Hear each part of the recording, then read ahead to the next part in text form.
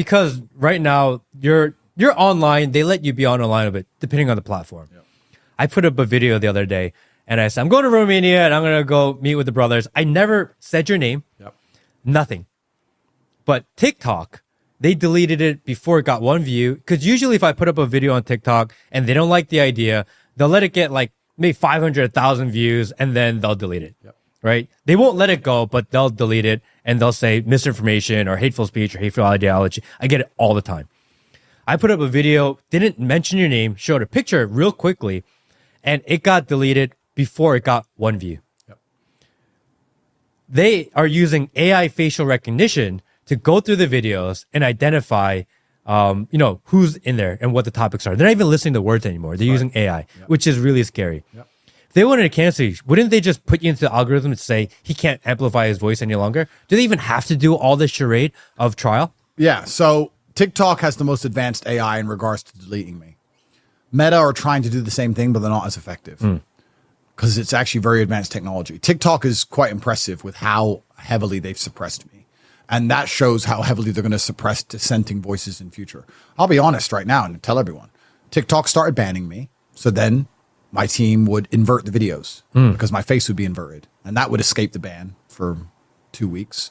It's like the Borg. You ever watch Star Trek? Mm-hmm. The Borg adapts. Yeah. And then they'd get rid of the inversion. And then we'd put a voice muffler on it. Then they get rid of the voice muffler. And then we'd use a cartoon version of me and they'd identify the cartoon somehow. Then static pictures of me, like you just named, they get rid of. Then my voice. TikTok are sitting there at the very cutting edge of AI specifically to get rid of me. They hate me. TikTok do. And I think the reason for that is because they were dragged into the Senate and they were attacked for hateful ideologies and dangerous ideologies. And they saw the future of their platform was contingent on getting me off of it because I'm seen as dangerous to the Democrats and the Democrats were hammering them. And they thought we had to get rid of Andrew or TikTok's going to get banned because I was everywhere. So they've literally invented brand new technology to get rid of me, which means the future for anybody else with the dissenting voice is dangerous because it starts with me and soon it's all of you who don't agree that your son should chop his dick off. It's coming for all of you. Because people Meta are trying the same. YouTube tried the same. But the problem with Meta and YouTube is they're failing and they're losing to TikTok right now. And they need views and I views. So they kind of let it slide. And then we have Rumble and X, which are as close as you can get to free speech on the world today. And they're doing a fantastic job at keeping the light alive. Yeah. But I think Rumble and X are doing a fantastic job. They're just not YouTube. They're not TikTok. They're not Instagram yet. They're not yet. But the one thing about power, the only guarantee of power is that one day you're going to lose it. Yeah. The only guarantee the universe gives you when you have power is that one day you are going to lose it. Please listen to this at home and remember it. So if you're a man right now and your woman does everything you say and she adores you because you have power over her, because she respects you, the only guarantee of that power is that one day it's going to wane and you have to be prepared for that. And I think that these social media platforms that currently have all the power are abusing it, thinking that they're going to have it forever. And the harder you abuse your power, the harder you use your power, the quicker it runs out.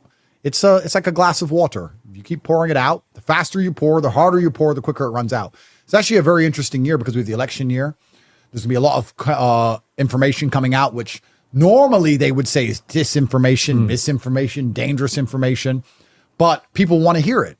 And they can't ban everybody. So depending how much power they utilize, the more they utilize, the quicker it's going to be exhausted.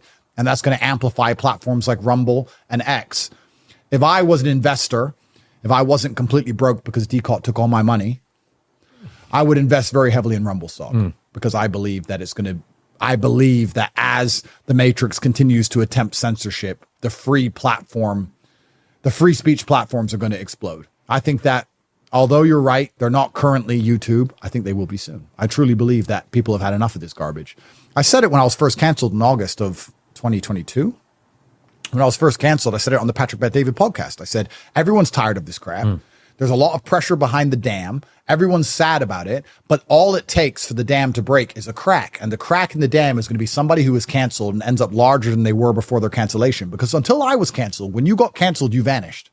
I was the first one who got canceled and got bigger. Then they put me in jail and I got bigger. They're going to put me back and I'm going to get bigger. Then they're going to kill me. That's what's going to happen. And I think now we've reached a critical stage where the harder they try to censor, the bigger they're going to make the other platforms. That's all they're going to do. And that wasn't that way before. I love Rumble and they've been fantastic to me. But I asked people, who heard of Rumble before I moved to Rumble? When did you see Rumble on Twitter before I moved to honestly? And now there's other big names on there and who've done a fantastic job also who I want to give credit to. Dan is a fantastic name. Russell Brand's a fantastic name. And you're on Rumble. But I feel like it's getting difficult for the social media platforms now. Because before it was just, cancel him, get rid of him, and he'll disappear. Yeah. But now it's cancel him, get rid of him, he exists somewhere else. So they're funding their competitor. They're providing content to their competitors now. I feel like the YouTube boardroom now is a lot more complicated when they sit around and go, this person's saying this, but he gets a lot of views.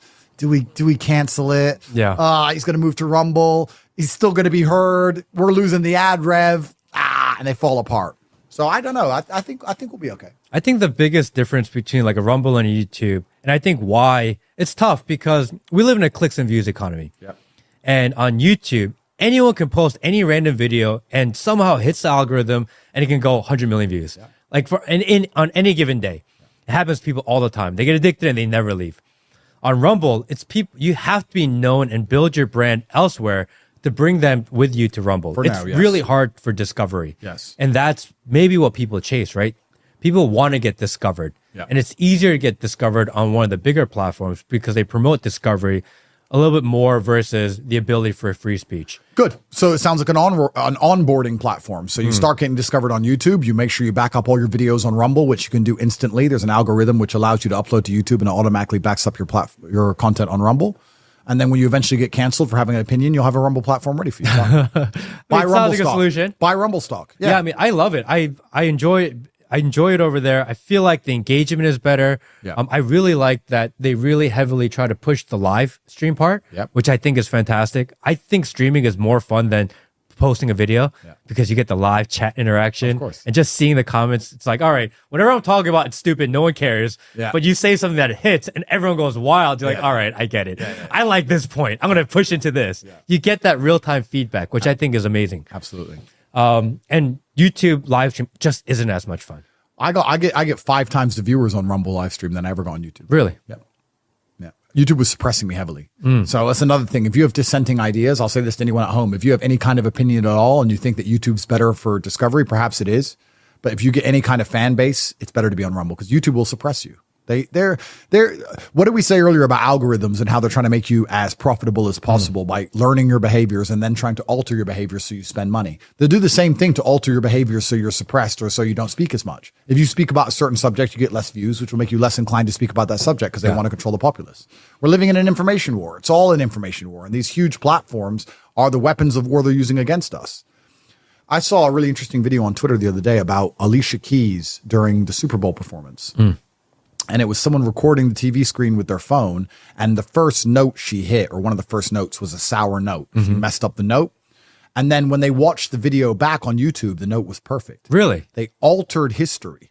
Wow. And they're saying that that's how scary it is, that if I hadn't seen this in real time with my own eyes, I wouldn't believe she'd missed that note. Yeah. And if I look it up on the internet, she hasn't missed a note. So as far as history is concerned, after I'm dead and this video is gone and everyone forgets in a few weeks from now, as far as history is concerned, her note was perfect. They have altered history. They alter history by controlling the information. That's only a singing note. It doesn't matter. Yeah. But wait till that applies to everything else. And it already has. Every single war you look up, the good guys, the bad guys, who did what, why, who won what war, it's all a lie. Everything's a lie. If the news we get now is a lie, imagine how big of a lie history is. Bro, you want to go down a rabbit hole. Yeah. Every single thing you think you know about the good guys and the bad guys in history, and it's all a lie. So it's scary.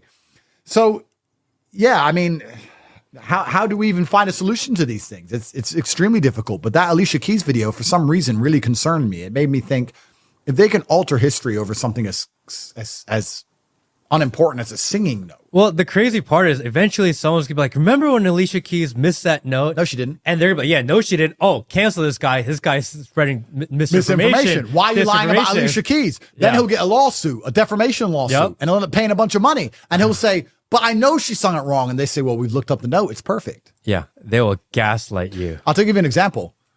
I guarantee if you look up the COVID pandemic on Wikipedia, it sounds terrifying. this amount of people died, this many people were locked in their house, you had to get the vaccine, you needed 8 of them, or you were susceptible to a winter of severe illness and death. This many people in this country died. You couldn't travel, you couldn't fly, borders were locked, people couldn't go to funerals, you couldn't see your grandma, you were stuck in your house. We had to do, like, you'd look it up in 100 years from now and go, whoa, that was scary.